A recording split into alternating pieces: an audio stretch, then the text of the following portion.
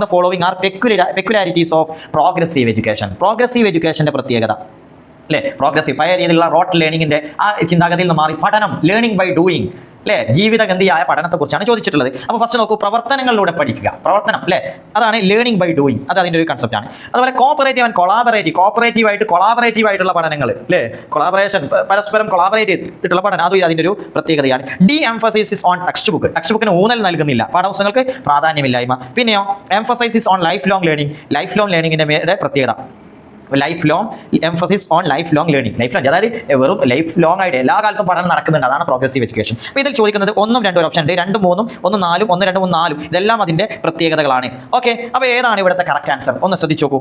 പാഠപുസ്തകങ്ങൾക്ക് പ്രാധാന്യമില്ലാത്തതാണോ ലൈഫിൽ? പ്രാധാന്യമുണ്ടോ? അപ്പോൾ നമുക്കറിയാം ഇവിടുത്തെ ആൻസർ എന്ന് പറഞ്ഞാൽ നമുക്ക് 1 2 3 4 അതിൻ്റെ പ്രത്യേകതയാണ്. പാഠപുസ്തകങ്ങൾക്ക് ഊന്നൽ കൊടുക്കുന്നില്ല, കണ്ടോ, പ്രാധാന്യമില്ലായ്മ. പാഠപുസ്തകങ്ങളുടെ ബേസിൽ മാത്രമല്ല ലേണിംഗ് ബൈ ഡൂയിങ് എന്നാണ് പറയുന്നത്. അത് പാഠപുസ്തകം അതിൻ്റെ ഒരു ഭാഗമാണെങ്കിലും പ്രാധാന്യം കൊടുക്കുന്നില്ല. സോ എന്താണ് ഇതിൻ്റെ answer? Option D is the correct answer. 1 2 3 4 ഇതിൻ്റെ ഓപ്ഷൻസുകളാണ്. ക്ലിയർ അല്ലേ? ഇതാണ് പ്രോഗ്രസീവ് എഡ്യൂക്കേഷൻ.